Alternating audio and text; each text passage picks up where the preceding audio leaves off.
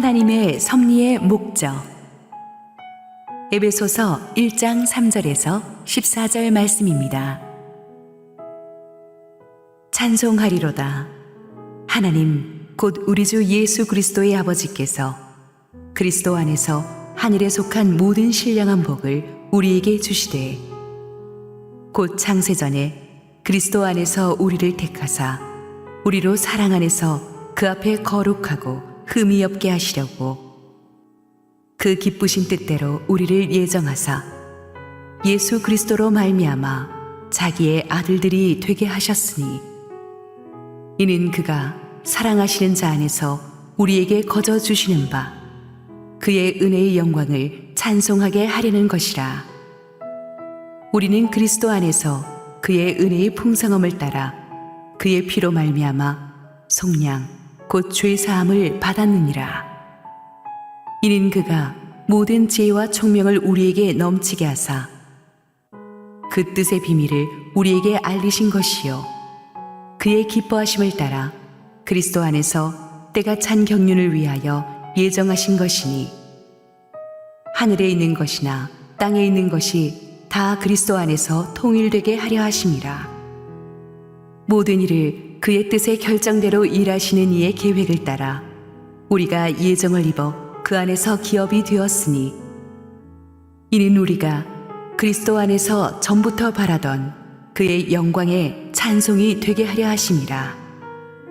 그 안에서 너희도 진리의 말씀 곧 너희의 구원의 복음을 듣고 그 안에서 또한 믿어 약속의 성령으로 인치심을 받았으니 이는 우리 기업의 보증이 되사 그 얻으신 것을 속량하시고 그의 영광을 찬송하게 하려 하심이라. 할렐루야. 우리 하나님께 영광의 박수 올려드리겠습니다. 네, 은혜로운 찬양으로 우리를 섬겨주신 바리톤 최기돈 형제님께 우리 감사의 박수 보내겠습니다. 오늘 말씀을 전해주실 강사 목사님을 소개하겠습니다.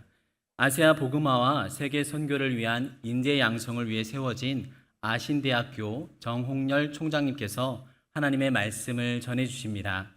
현재 우리 새로운 교회는 아신대학교와 협력하여 외국인 지도자를 양성하는 데 힘쓰고 있습니다. 오늘 정홍열 총장님을 위해서 주실 말씀을 우리가 기대하면서 우리 큰 박수로 교수님을 맞이하겠습니다.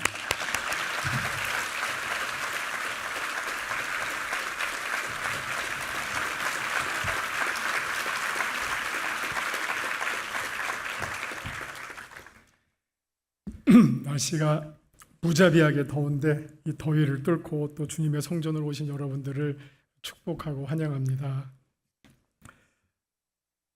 1부 때 좀 무리를 했더니 목이 좀 갔네요. 벌써 오늘 내보내야 되는데 여러분 잘 아시는 그 웨스트민스터 대소요리문답의 첫 번째 질문이 있습니다. 우리 인생의 제1가는 가장 으뜸이 되는 인생의 목적이 무엇입니까? 라는 질문입니다. 이 질문에 대한 답은 여러분들이 많이 들어보셨을 텐데요. 하나님을 영원토록 즐거워하며 영화롭게 하는 것입니다. 하나님을 영화롭게 하고 영원토록 즐거워하는 것입니다. 많이 들어보셨죠? 근데 사실은 우리가 뭐 이렇게 답을 들으면 아멘 하고 그렇지 않은데 조금 생각해 보면 우리가 다 이렇게 생각하는가 하는 의문이 들기도 합니다. 왜냐하면 사실은 제가 말을 안 해서 그렇지 제가 이 말을 하면 맞아 그거 같은데 라고 하는 답이 있습니다. 그게 뭐냐면요, 우리 인생의 제일 가는 목적이 무엇입니까? 길을 가는 사람들에게 물어보면 행복이요 이렇게 답할 것 같고요, 우리 교회 다니시는 분들에게 질문을 한다면 예수 믿고 구원받는 거요, 영생을 얻는 거요, 혹은 천국 가는 거요, 이런 답이 사실은 더 많이 나올 수 있습니다. 맞는 말이죠. 우리가 천하를 얻고도 자기가 구원을 못 받으면 그 인생이 완전히 헛것 아닙니까? 이 땅에서 수고하고 애쓴 것이 무슨 소용이 있겠어요? 우리 인생의 결국 마지막은 천국 들어가는 거, 구원받는 거, 영생을 얻는 거, 그게 분명히 하나님께서 우리를 향하신 분명한 아주 구체적인 계획이고 틀림없는 사실임은 분명합니다. 그런데 왜 그 사실을 알 텐데 웨스트민스터 대소요리문답을 만들었던 당대의 대표적인 청교도 신학자들은 이런 답을 만들었을까요? 하나님을 영화롭게 하고 영원토록 즐거워하는 것. 그 다음부터 우리가 한번 고민을 해봐야 됩니다. 이 두 개를 놓고 소위 무엇이 더 중한디, 네, 무엇이 더 소중한 것인가를 한번 고민을 해봐야 됩니다. 예수 믿고 구원받는 것 중요하죠. 그런데 하나님을 영화롭게 하고 영원토록 즐거워하는 것, 이게 더 중요하다고 하는 사실 가운데는 무슨 뜻이 있을까? 다 맞는 말인데 무슨 뜻이 있을까? 어떻게 보면 내가 구원받는 거는 자기 중심이에요. 그걸로 부인할 수 없겠죠. 내가 구원을 받아야 돼. 무슨 일이 있어도 나는 꼭 구원을 받아야 돼. 어떻게 보면 자기 중심이에요. 근데 하나님을 영화롭게 하고 하나님을 즐거워하는 것, 이거는 자기 중심이라기보다는 나와 하나님과의 관계고 하나님을 더 중요하게 생각하는 나의 우선성이 나보다는 하나님께 있다는 겁니다. 여러분, 믿음이라고 하는 것은 무엇이고 회개라고 하는 것은 무엇입니까? 믿음은 우리로 하여금 구원을 받게 해주는 하나의 기능을 담당을 하죠. 도구죠. 우리가 천국 가게 하는 도구예요. 회개라고 하는 것은 방향의 변화입니다. 자기중심적으로 살던 내가 하나님 중심적으로 사는 삶으로 바뀌는 것, 그것을 우리가 회개라고 하는 것이 더 맞겠죠. 죄 지을 때마다 잘못했어요, 용서해 주세요 해서 끝나는 것이 아니라 궁극적으로는 내 중심에서 바뀌어서 하나님 중심 그리고 이웃 중심의 삶으로 내 삶을 바꾸는 것, 방향을 전환하는 것, 그것을 회개라고 말할 수 있을 것입니다. 우리가 나의 구원이 중요하지만 내가 나의 구원을 받는 일에 집착을 하고 여기에 내가 목매달다 보면 그러면 그 다음에는 이런 고민을 하게 돼요. 내가 구원받기 위해서 무엇을 해야 할까? 하나님은 나한테 무엇을 요구할까? 그 다음에서는 내가 해야 할 일에 집중을 하죠. 헌금 많이 해야 돼, 봉사 많이 해야 돼, 구제 많이 해야 돼. 내가 해야 할 일들이 쫙 들어옵니다. 이거 지키고 이거 안 해야 돼. 지켜야 할 것, 버려야 할 것 등등등등 막 떠오르죠. 그러다 보면 나의 신앙이 어떻게 바뀝니까? 율법주의로 바뀌어요. 지켜야 할 것, 안 지켜야 할 것. 하나님, 이거 이렇게 하면 하나님이 좋아하실까? 하나님 눈치를 보게 되죠. 그 신앙에는 자유가 없고 늘 하나님이 우리를 혼내주시는, 감시만 하시는 하나님. 그러나 사실은 우리 종교개혁의 이신칭의의 그 시작에는 무슨 메시지가 담겨져 있냐면 중세 시대에 하나님을 심판자, 감시자로 봤던 그 하나님 상에서 마틴 루터는 하나님을 우리의 아버지로 바꿔주셨어요. 아버지가 맨날 감시만 하나요? 얘야 괜찮다, 괜찮아, 용서해주고 품어주고 하는 게 진짜 아버지 아니에요? 그런 것처럼 우리가 하나님을 대할 때 하나님을 기쁘시게 하는 것이 나의 관심이에요. 어떻게 하면 내가 구원받을까? 합격할까? 불합격할까? 이게 아니라 어떻게 하면 하나님을 기쁘시게 할까? 하나님을 생각해도 관점이 다르죠. 이렇게 하면 하나님이 더 좋아하실 것 같아. 그 일을 찾아서 하는 기쁨. 어떻게 하면 내가 하나님을 즐거워할까? 하나님께서 나에게 주신 일들을 세어보아요. 기쁘고 감사한 일들이 넘쳐난단 말이에요. 이 신앙에는 여유가 있고 감사가 있고 자유가 있어요. 이게 복음이에요. 많은 이단들이 무엇을 잡고 흔드냐면은 내가 꼭 구원을 받아야 되겠다고 하는 이 구원 강박주의 내지는 더 심하면 구원 이기주의. 나는 꼭 구원받아야 돼. 맞는 말인데 이게 야, 2%에서 차이가 나요. 맞죠? 구원받아야죠. 근데 여기에 집착하는 삶을 여러분 한번 생각해 보시고, 반대로 하나님을 영화롭게 하고 하나님을 기뻐하는 삶을 한번 비교해 보세요. 어떤 삶이 더 살만한 삶인지 답이 나오잖아요. 하나님을 더 우선하고, 그리고 하나님을 즐거워하는 거예요. 이거는 무조건적인 신앙이죠. 옛날에 딴 얘기하면 안 되는데 시간이 모자라거든요. 이 좀 어려운 말이지만 이 하나를 꼭 기억하세요. 아우구스티누스가 참신앙과 우상신앙, 우상숭배를 판가름하는 중요한 말을 했어요. 뭐냐면 우상숭배로 하나님을 섬기는 사람은 하나님을 이용하는 사람이에요. 하나님을 이용해요. 나의 목적을 위해서. 여기는 나의 구원까지도 들어가요. 근데 참신앙은 뭐냐? 하나님을 즐거워해요. 물론 어거스틴의 용어대로 하면 하나님을 향유한다고 했어요. 그냥 쉽게 말하면 인조이예요. 하나님을 있는 그대로 즐겨요. 하나님과 나와의 만남이 조건 만남이 아니에요. 그냥 있는 그대로 as he is, 있는 그대로 하나님을 마음껏 누리는 삶, 그게 참된 신앙의 삶이라고 가르쳐 주었어요. 그렇기 때문에 웨스트민스터 대요리문답 첫 번째도 하나님을 즐거워하는 삶이 우리 인생의 제일 가는 목적이다. 구원 중요하지만 이걸 만약 순서로 말하면 가장 궁극적인 것은 하나님을 영화롭게 하고 하나님을 즐거워하는 삶이고, 그거 다음에 만약 순서를 매긴다면 우리의 구원이 되겠죠. 그런데 우리가 하나님을 영화롭게 하고 하나님을 즐거워하면 그 삶에는 당연히 우리의 구원이 따라온다는 것입니다. 그거를 말씀해 주시는 것이 마태복음 6장 33절이에요. 먼저 그의 나라와 그의 의를 구하라. 그리하면 이 모든 것을 너에게 더하여 주시리라.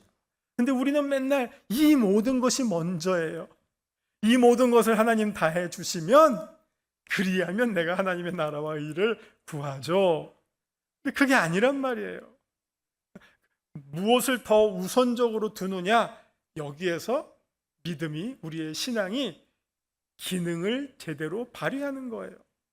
믿음이 제대로 작동이 되면 먼저가 생겨요. 믿음이 작동하지 않으면 먼저 세워질 것이 뒤로 가고 나중에 세워질 것이 앞으로 가는 것. 이게 믿음의 왜곡된 우상숭배가 되고, 믿음이 제대로 기능을 하면 우선순위가 쫙 매겨지게 된다는 겁니다. 자, 그런 점에서 오늘 본문 말씀도 어떻게 보면 여러분에게 익숙한 말씀일 수 있거든요. 근데 이 말씀을 잘 볼 때 여기에서도 더 중요한 것이 있어요. 안 중요한 것이 아니라 중요한 것들이 있지만 그거보다 또 더 중요한 것을 가르쳐주고 있어요. 오늘 본문을 보시면요, 에베소서 1장 3절부터 14절까지의 말씀인데요, 이 본문이 참 우리 사도 바울이 글을 잘 쓰시는데, 이 본문 안에는 정말 이 신학적으로 보면 다양한 메시지들이 다 담겨 있어요. 먼저 삼위일체적 구조예요.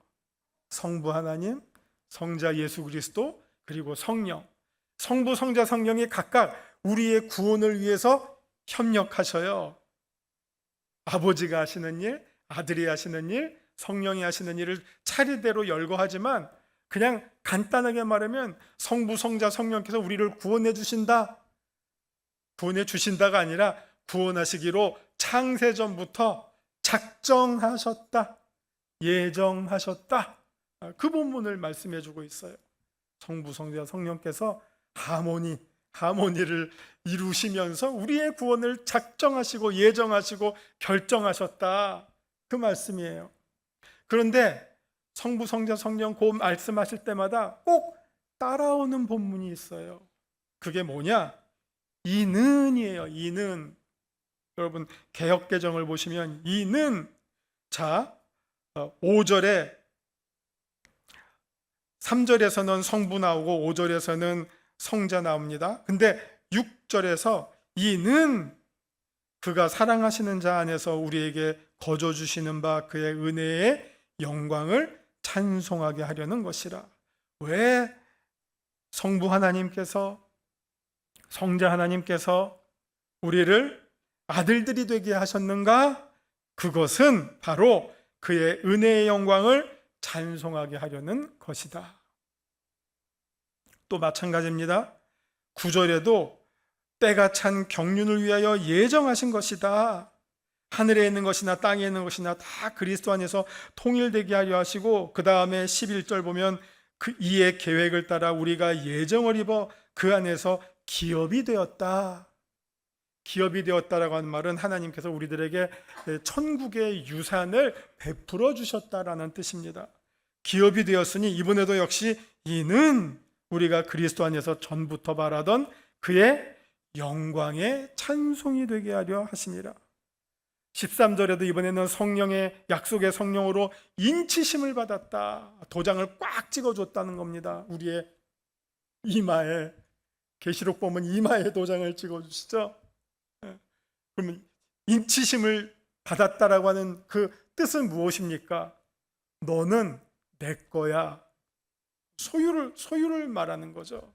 딱 여러분 무슨 목장에 소들 양들 이 도장 찍었잖아요. 이 불도장 찍었잖아요. 그러면 그 도장을 보면 누구 건지 딱 구분이 되잖아요. 그런 것처럼 우리에게 인치심을 주었어요. 너는 내 거다. 그렇게 하신 이유가 또 14절에 나옵니다. 이는 우리 기업의 보증, 도장이니까 보증이 되사 그 얻으신 것을 속량하시고 이번에도 역시 그의 영광을 찬송하게 하려 하심이라.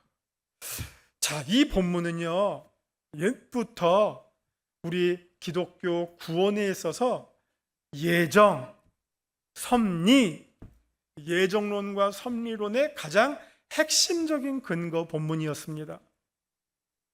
맞죠? 우리를 언제부터 구원해 주시기로 작정하셨다고요? 창세전부터. 다 한 사람 한 사람. 그러니까 우리의 인생은 우연히, 우리의 만남이 우연이 아닌 게 아니라 우리의 존재 자체가 우연이 아니에요. 하나님의 창세전의 계획하심에 따라서 한 사람 한 사람을 하나님이 하나님의 아들들로 삼아 주셨다라고 하는 겁니다. 최고의 휴머니즘 아니에요? 우리의 인간의 가치를 이거보다 더 놀랍게 표현하는 글이 어디 있을까요? 최고의 휴머니즘이에요.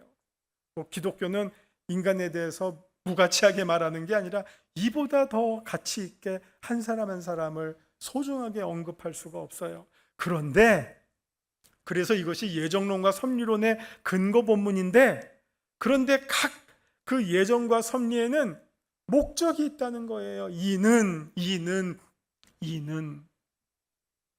그 이는이 무엇으로 귀결이 됩니까? 하나님의 영광을 찬송하려 합니다. 우리가 구원받는 거 중요해요.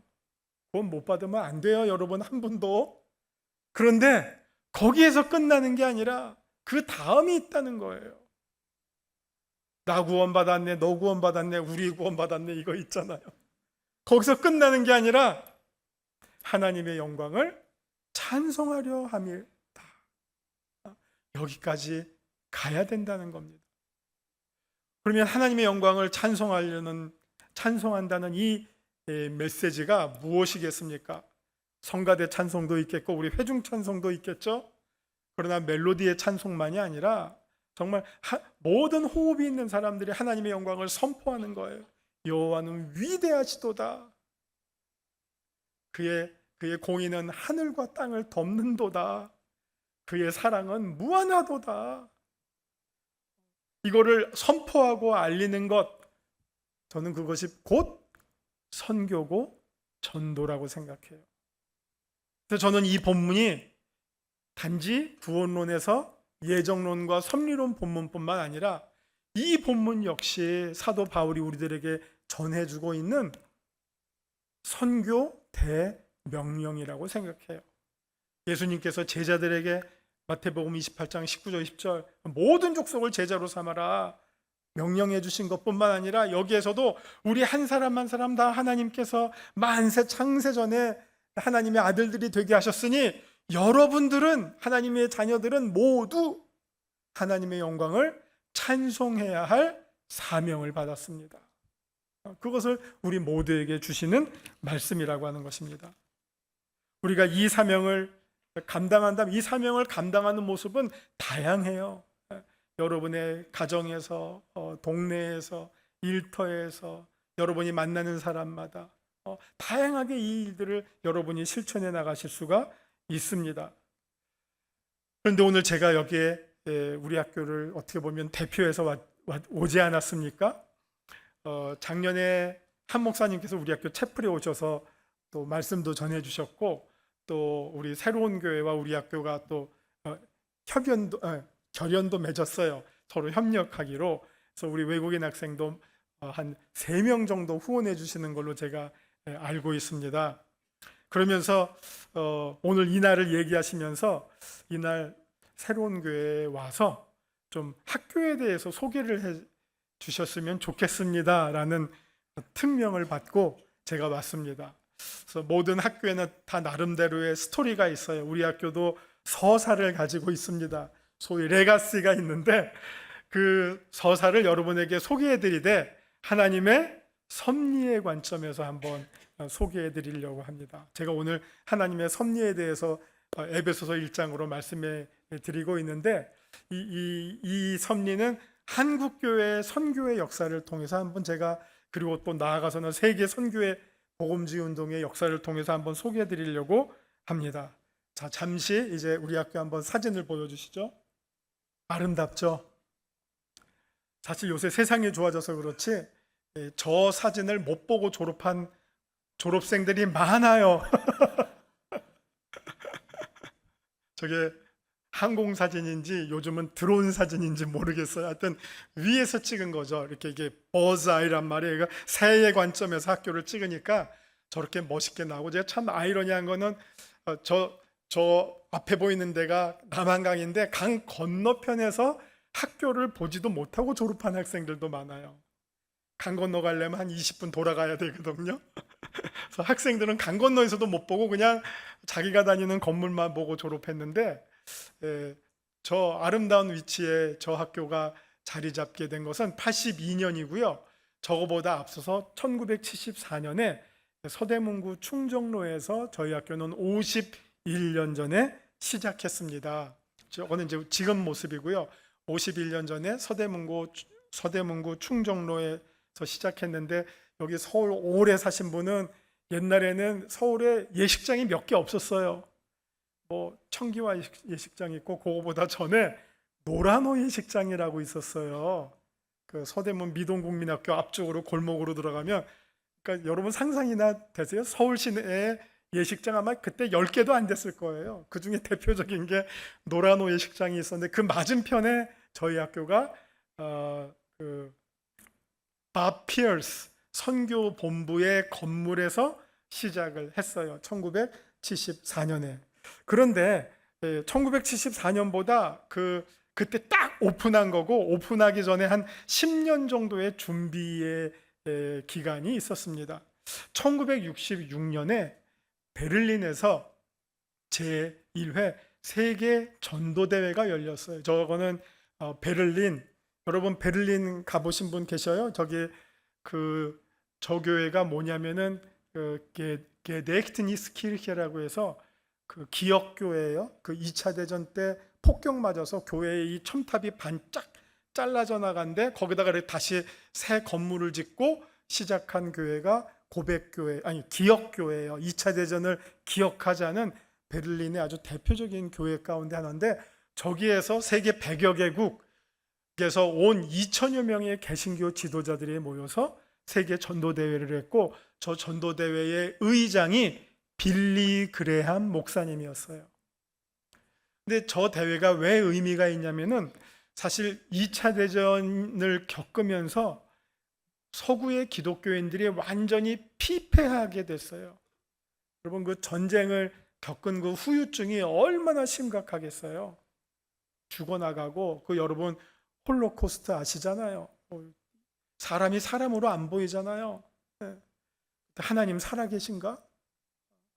그래가지고 무슨 신학이 유행하냐면 하나님의 죽음의 신학, 소위 사신신학이 유행할 정도로 기독교계가 완전히 수렁텅이에 빠져 있을 절망의 시기에 우리가 더 이상 이래서는 안 되겠다, 예수님의 명령을 기억하자, 다시 온 세계를 전도하자 해서 모인 게 아까 그 전도대회였어요. 그래서 세계에서 복음주의자들이 한 2천여 명이 다 모여서 우리가 전 세계를 다시 전도하자 이렇게 모였고, 그 모임에서 폐회예배 설교를 한경직 목사님이 영어로 설교하셨어요. 대단한 일이죠.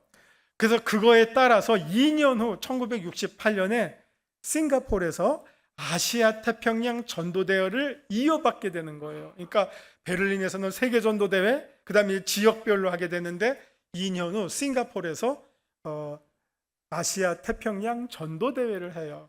크라이스트 식스 아시아, 그리스도께서 아시아를 찾으신다 하는 말이잖아요. 그러니까 아시아를 구원하자 하는 회의를 했고, 저 대회의 의장이 한경직 목사님이셨고, 이때도 우리 한국교회의 아주 대표적인 각 교단의 대표, 그 다음에 뭐 미션스쿨 김한란 박사 이런 분들이 다 한 50명 참가하신 것 같아요. 그래서 저기서 중요한 결정을 했는데 뭐냐? 자, 아시아를 전도하려면 어떻게 해야 될까? 사람을 키워야 돼. 아시아의 교육의 지도자들을 키워야 돼. 근데 이 사람들을 어디서 키우지? 당시 미국, 영국, 서구로 다 유학 간 다음에는 거기에서 돌아오지를 않는다는 거예요. 왜? 대부분의 아시아 국가들의 기독교가 열악해요. 심지어는 박해 지역이에요. 그러니까 다시 돌아온다는 게 끔찍한 일이에요. 서구 가서 좀 어떻게 보면 이 괜찮은 삶도 경험했고 또 지적 수준도 올라갔고 하니까 돌아오고 싶어 하지를 않아요. 거기 다 눌러 앉는 거예요. 그러니까 이게 이 교육받은 사람들이 순환이 안 돼. 와서 다시 교육하고 또 보내고 해서 이게 순환이 돼야지 그 지역이 기독교들이 일어나는데, 그게 안 되니까 그러면 어떻게 해야지? 아시아에서 키우자. 아시아의 지도자들을 아시아에서 키우자. 그럼 그걸 키울 만한 나라가 어디 있어? 한국에서 할게요. 그래서 대한민국, 아까 말씀드린 1974년 서대문구 충정로에 아세아 연합 신학대학교가 세워진 거예요. 왜 연합이냐? 각 교단이 연합했어. 이게 놀라운 게 1970년대는 우리나라 각 개신교단들이 분열할 때예요. 합동통합이 나뉘어졌어요. 기성과 예성이 나뉘어졌어요. 한국교회 분열의 시대예요. 일제시대 때, 6.25 때 막 어려울 때는 분열 못하죠. 근데 조금 나아질만 하니까 분열하기 시작했는데, 그 분열의 한복판에서 거꾸로 우리 연합해서 외국인들 한국교회가 키우는 일에 뜻을 같이 하자 해서 모아진 거예요. 합동통합, 고신, 성결교 4개 교단이 지도자들이 모아져서 신학교육기관을 세워서 아시아 또 아프리카에서 좋은 기독교 차세대 지도자들을 불러다가 전액 장학금으로 키워서 돌려보내자. 그러면 이들이 그 교회의 중요한 총회장 되고 감독 되고 지도자 되고 교수 되고 총장 되고 선교사 되면 그 나라 기독교들이 부흥하게 될 것이다.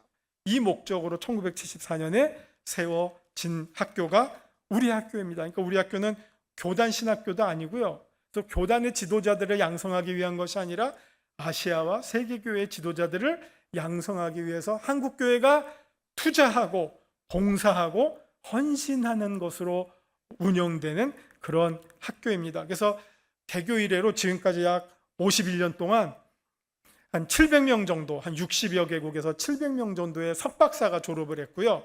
자랑스러운 거는 그 50여 년 동안 단 한 건도 비자 사고가 없었어요. 이 말이 무슨 말인지 알아들으실 분이 있으신지 모르겠지만, 외국인 오면 잘못하면 딴짓하거든요. 돈 벌려고.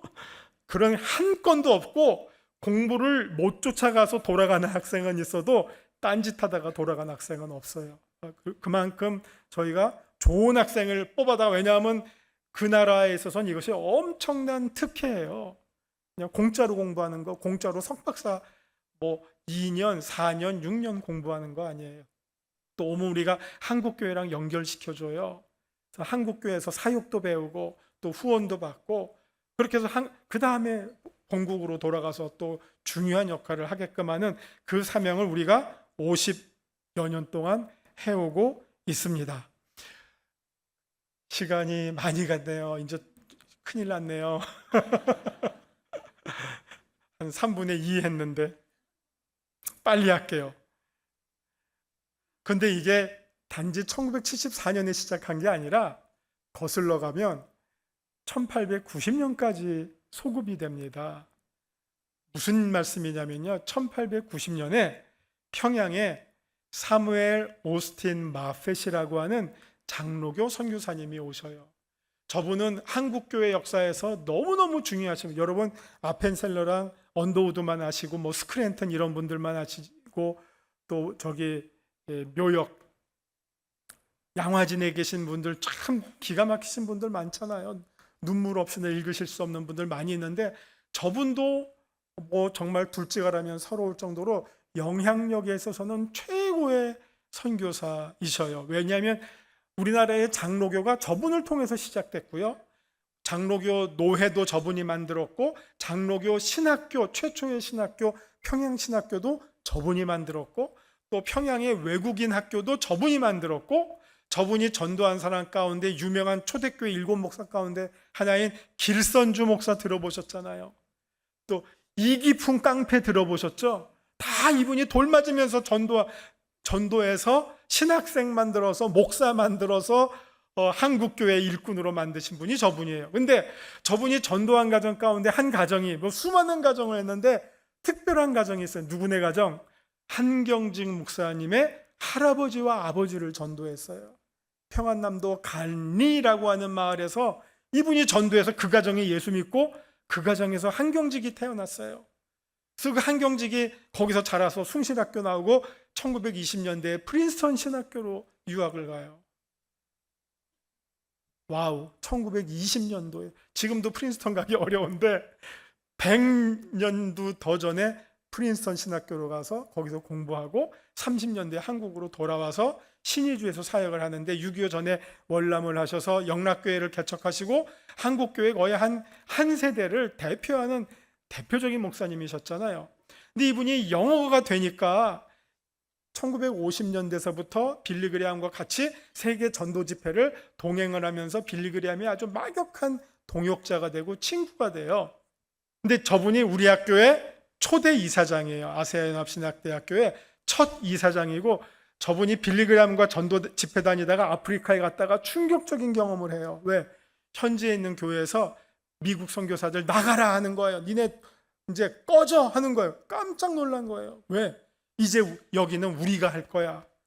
그러니까 이때 한경직이 엄청난 충격을 받고 깨달음을 얻어요. 이제 선교는 미국 사람, 영국 사람, 서구 사람이 주도하는 선교는 안 된다. 현지인들이 해야 되겠다. 그래서 현지 선교를 위해서 현지인들을 키워야 되겠다 하는 생각을 가지고 아시아 태평양 전도대에서 제안을 하고 만든 게 아세아 연합신학대학교고 그 학교의 초대 이사장이 됐던 거죠. 다음 빌리그레함인데요. 빌리그레함이 우리 학교랑 무슨 상관이 있겠어요? 상관이 너무나 많아요. 우리 학교를 시작했을 때 설립기금 10만 불을 빌리그레함이 기부를 했어요. 근데 그 10만 불이 어떤 10만 불이냐? 빌리그레함이 1973년도에서 3년도에 여의도 집회를 했는데 그때 100만 명 모였어요. 혹시 여기 그 자리에 이 떼약볕에 집회에 가신 분 계신지 몰라요? 어디 갔더니 저 그때 있었어요. 그래 광장에 있었어요. 어르신들 계시는데 그때 모아진 헌금이 그때 헌금하셨어요? 그때 모아진 헌금이 10만 불인데 그걸 우리 학교에 기부를 해서 그 돈이 시드머니가 돼서 우리 학교를 설립하는 데 쓰여지게 됐어요. 빌리그레함의 부인은 룻 그레함인데 룻 그레함은 그의 부모님은 미국 북장로교회에서 파송한 상해 의료 선교사셨어요.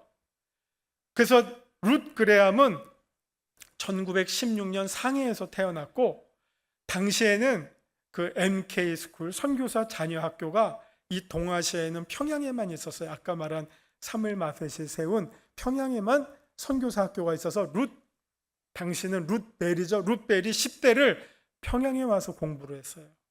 그때 만났던 사람이 사무엘 휴 마펫, 아까 보았던 사무엘 마펫의 5명의 아들 가운데 셋째 아들인데 같이 평양에서 공부하고 이 사람들의 같이 평양 외국인 학교 졸업하고 미국 시카고 휘튼 대학에 같이 대학에 진학을 해요. 근데 그때 휘튼 대학에서 룻벨이 빌리 그레함을 만나서 결혼을 하고 이 사람들이 다 룸메이트들이에요. 그러니까 이 사람들이 만나면 빌리 그레함은 아내를 통해서 한국 얘기를 조선 얘기를 들었을 거 아니에요. 6.25 때 비사가 있는데 이것까지 하면 또 그런데 전쟁이 났을 때 빌리 그레함이 트루먼에게 전화를 했어요. 한국을 조선을 포기하지 마십시오. 꼭 지켜야 됩니다. 왜 그랬느냐? 아내가 빌리 그레함한테 여보 전화해요. 한국 버리면 안 돼요. 한국 뺏기면 안 돼요. 해서 전화했대요.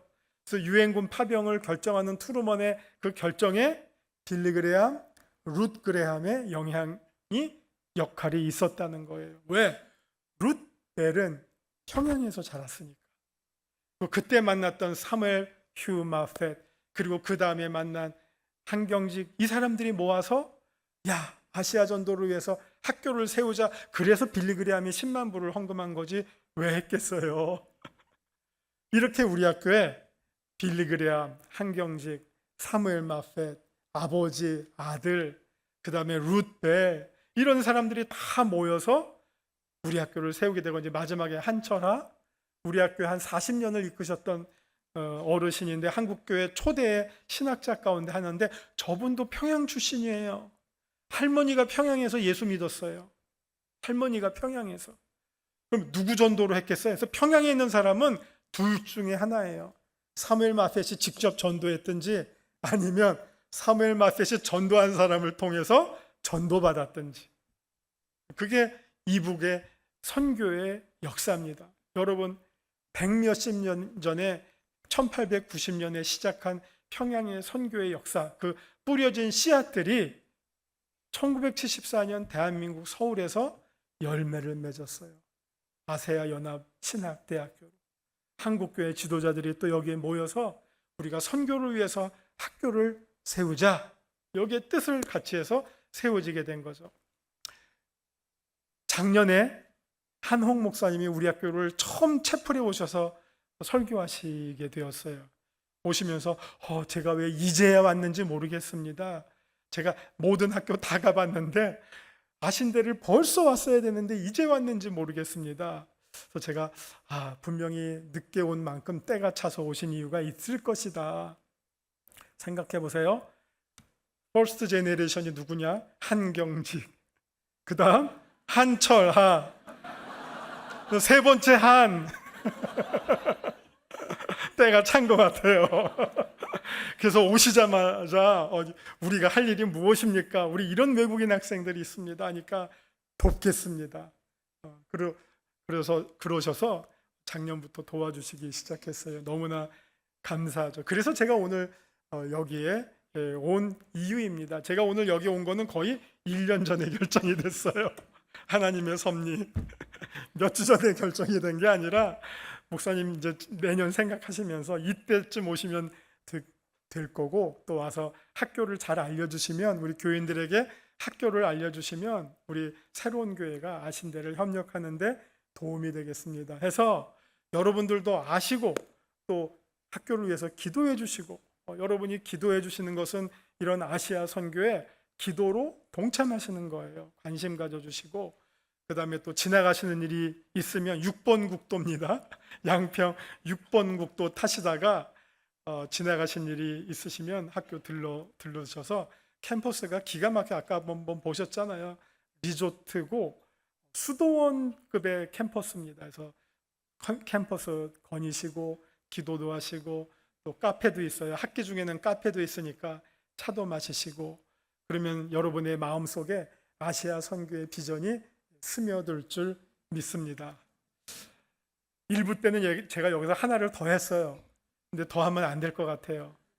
아주 좋은 얘기가 있는데 궁금하신 분들은 일부 예배가 동영상이 뜨는지 모르겠지만 그것 보시고 이런 스토리도 또 있구나. 아버지가 선교를 했어요. 50년 전에 우리 1회 졸업생을 후원을 했는데 아들이 그거를 모르는데 아들도 목사가 돼서 지금 우리 학교를 후원하고 있어요. 대를 이어서.